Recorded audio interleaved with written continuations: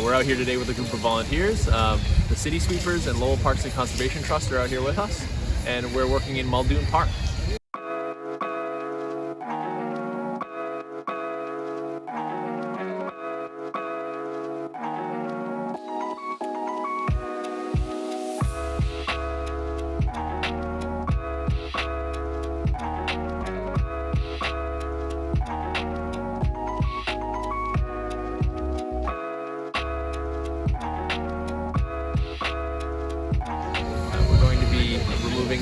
The invasive plant species from the riverbank here.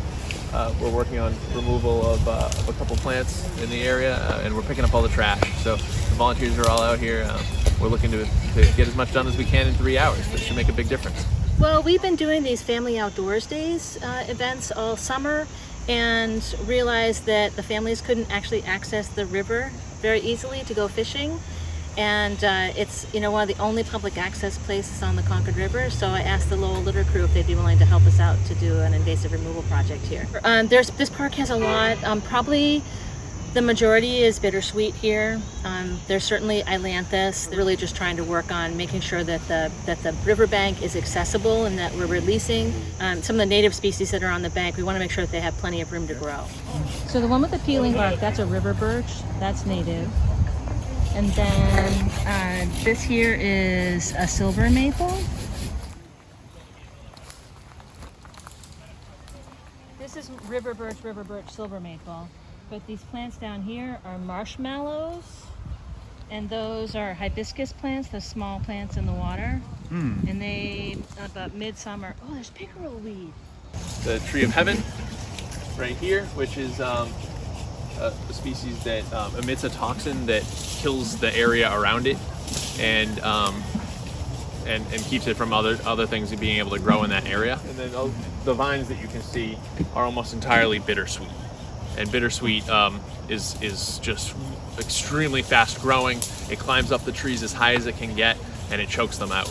So you'll see that really just decimating, especially along the Concord. We have a really bad bittersweet problem there. So Lowell Litter Crew was formed, our first event was in November last year. We had a couple events over the winter, but we've been hitting it hard since March 13th.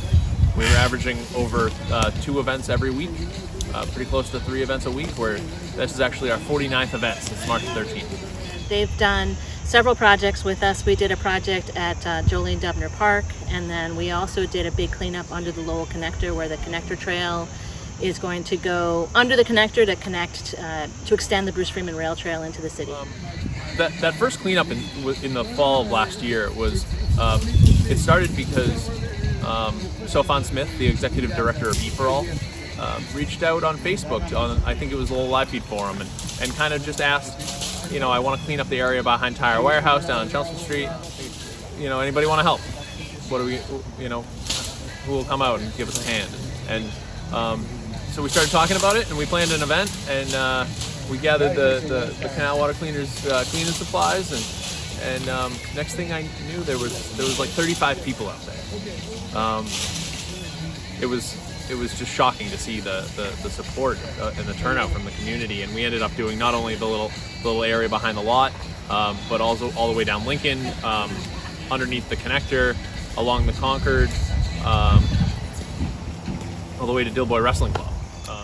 I actually met Brad the first cleanup that he organized back in November at the manufacturer Tire Warehouse area. We actually, picked up quite a bit, and, it was nicer to see the difference, from the beginning to the end. And actually I've done cleanups with the city before that, through CBA or other, organizations over the years. So, canal water cleaners and all that stuff, but I've never been involved as heavily in cleanup efforts like this, like the Litter Crew. So I'm really grateful to be part of that. So right now we're in the Lowell E4All's program for the Litter Crew. Like it's a good program. It's an accelerated summer program. So like classes are two times a week. They teach us to basically to be a business, how to run a business. They helped us create our own website, which will be up and running soon. we're actually towards the very end of it. We started back in June, and Brad and I and Tara and Amy are working on the final pitch. Yeah, so we plan our event calendars kind of at the end of each month for the next month. So we're still finalizing our event calendar for September. But the way that we've been thinking about it is in the spring we do large scale dump site trash cleanup along wetland areas or places in woods that are going to grow in that they won't be as accessible as the summer progresses. In the summer, we've been out in the streets doing street sweeps to make sure that we're visible in the community. And in the fall, we're going to be focusing on invasive species removal.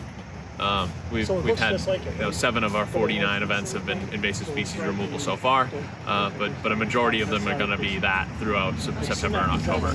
And the reason for that is as the fall comes, nutrients are being extracted, pulled back into the root ball, and so methods of invasive control are much more effective.